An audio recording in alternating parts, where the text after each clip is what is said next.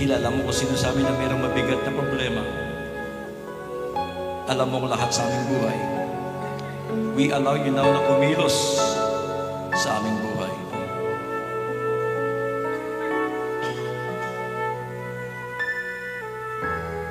Yes, Lord.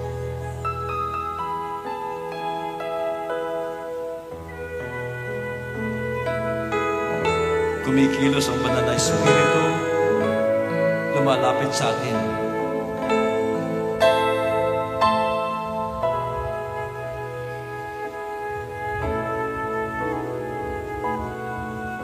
Ganon din ang iyong gawin, Panginoon, sa aming mga mahal sa buhay, sa aming tahanan. Dalawin mo ang aming mga mahal sa buhay. Hipuin mo sila roon, Panginoon. At basbasan mo ang lahat ng bahagi o parte ng aming tahanan upang do'y maghari ang kapayapaan, pagmamahalan, unawaan at kapayapaan at kasaganaan.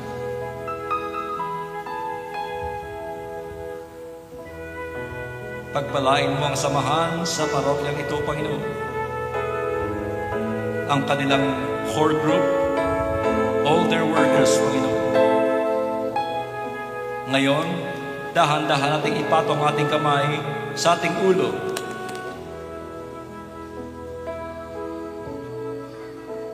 The Spirit of the Lord is now upon me to heal the broken hearts, to heal the broken heart and set the captives free, and set the captives free, to open prisons to doors, open prisons doors, and make the blind to see, and make the blind to see. the Spirit of the Lord The Spirit of the Lord is now on me. is now. Tayo tumayo, nakataas ang kamay. Everybody stand, nakataas ang kamay. The Spirit Is now upon us. is now upon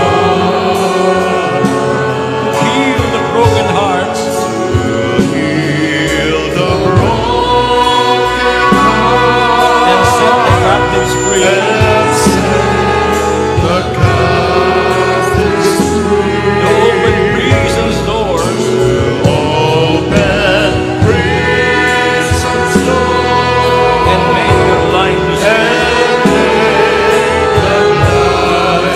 to see. The Spirit of the Lord is now on us.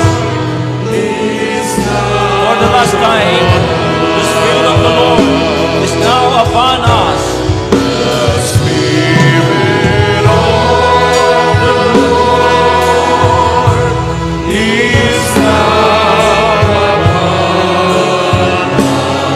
Heal the broken hearts,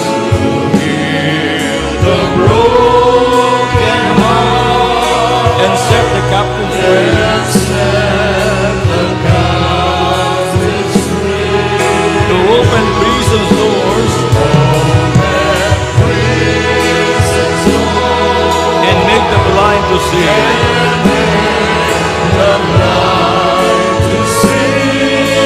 The Spirit of the Lord